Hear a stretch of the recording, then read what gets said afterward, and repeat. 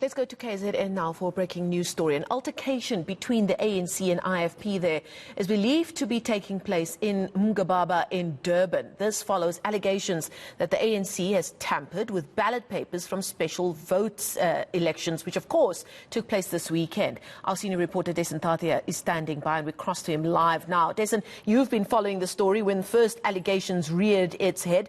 Tell us how this has all transpired. Very important word there, Marcel, allegations, because that's what they are right now. So we're in eMgababa. This is one of the centers where the ballots are brought to. So it's almost the center where the ballot boxes from other areas are brought to. Now, this is where the issue broke out.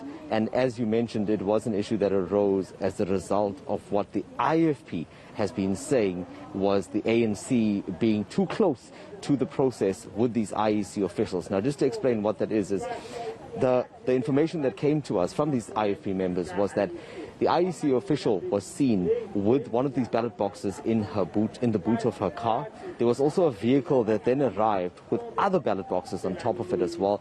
And the members now, the IFP members, are basically saying, sorry, I'll just call your attention to some of these boxes being moved out of the building to the right of me. They're now being transported under the watch of the IFP. There are some of these IFP member party agents that are accompanying those boxes. So they were saying that there were T-shirts that were being exchanged, there were ANC members that were on the property, and they were a bit too cozy, if I could use that term. And now that raised concerns with them about the integrity of the process that was here. You'll know that generally these processes are handled with care, where there are party agents present. When the ballot boxes are transported, you normally have the police present, but they claim that that hasn't happened. So right now, they are trying to make sure that the process does go through, and at the same time they've also alerted the IEC to what's going on to try to get further clarity. I must say at this point, Marcel, I have also contacted the IEC and I'm awaiting a response to find out exactly what had transpired.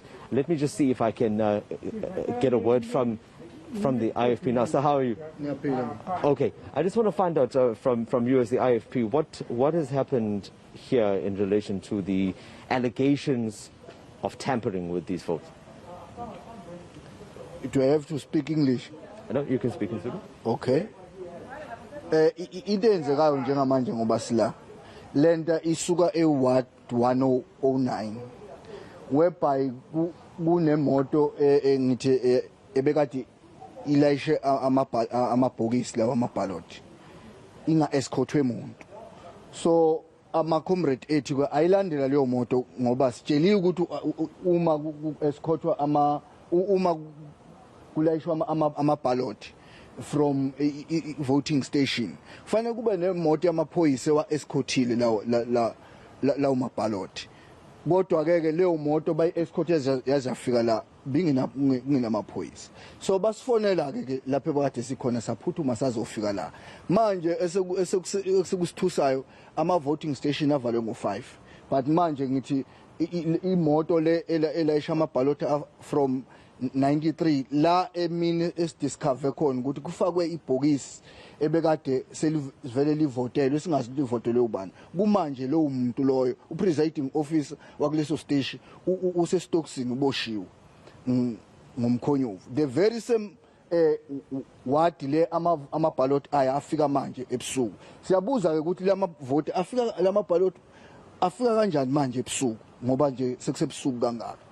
So these are very serious allegations. So what I want to know now is what is the next step? Are you going to put in a formal complaint to the IEC, or what happens next from here? I did see that you are still quite busy with engaging with some of the officials that are here. Yeah. No, into siyenzile njengamanje sithatha ama-photos, ama-serial number nama-VDs ngoba kunama-party agent abakade siwathumele eyikhungweni bazosithumela lawo ma-serial number as comparison alawa sibone ukuthi a correspond, then we will take it from there. Okay, thank you very much. Marcel, that was one of the members there of the IFP. You can see that they are still quite busy. As I mentioned, we need to find out from the IEC what is the next process now, because this is one of the areas or one of the centers that will be serving the voting stations around here. It is where these ballot boxes will be coming through, especially when voting does get underway tomorrow. But there are a few incidents that are being dealt with by the IEC. Just on Sunday, there were reports that had come through of another incident in Umbumbulu.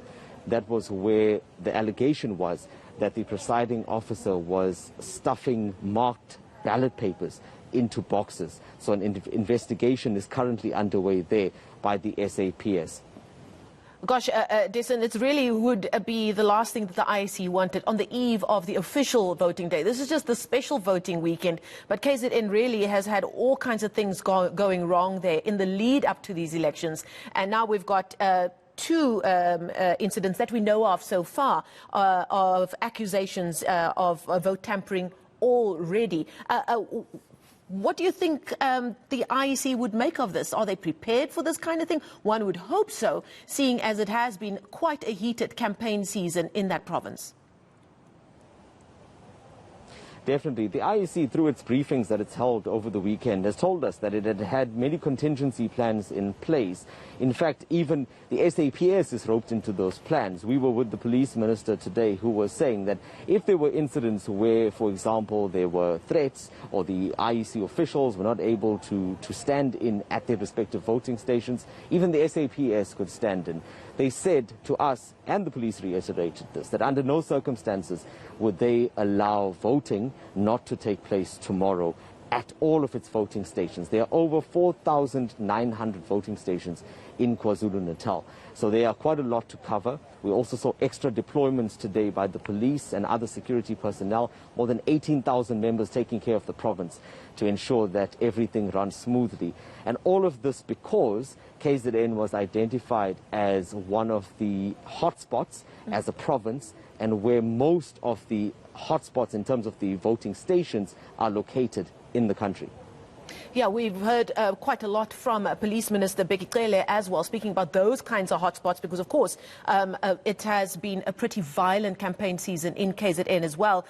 Just earlier, there was an incident reported that reportedly the NFP General Secretary was assaulted in Ulundi. What do we know about that incident? Well, that's a confirmation that we did get from our team as well. You know, Marcel, that our team is spread out across the country and even in this province as well. So our team in northern KwaZulu-Natal has confirmed that for us. They had received reports of that attack, and it had allegedly happened because the NFP member there was wearing his party colors. So it speaks to a culture of intolerance, if it is in fact true, and that is why he was attacked. And it also wouldn't be the first incident. There was also a teenager that was attacked in that area as well under similar circumstances. Now, these are investigations that the police will have to conduct to establish if it was in fact that and why these members came under attack. Okay, we're going to leave it there. Thank you so much for that update. Our senior reporter, Dasen, always in the heat of the action, reporting to us live there from eMgababa in Durban, where there have been allegations that the ANC has tampered with ballot papers, those allegations coming from the IFP, who we have spoken to there, and those from the special votes election, which, of course, took place this weekend. And I'm sure Dasen will be on top of that story as we await a special, an official response from the IEC on that matter as well.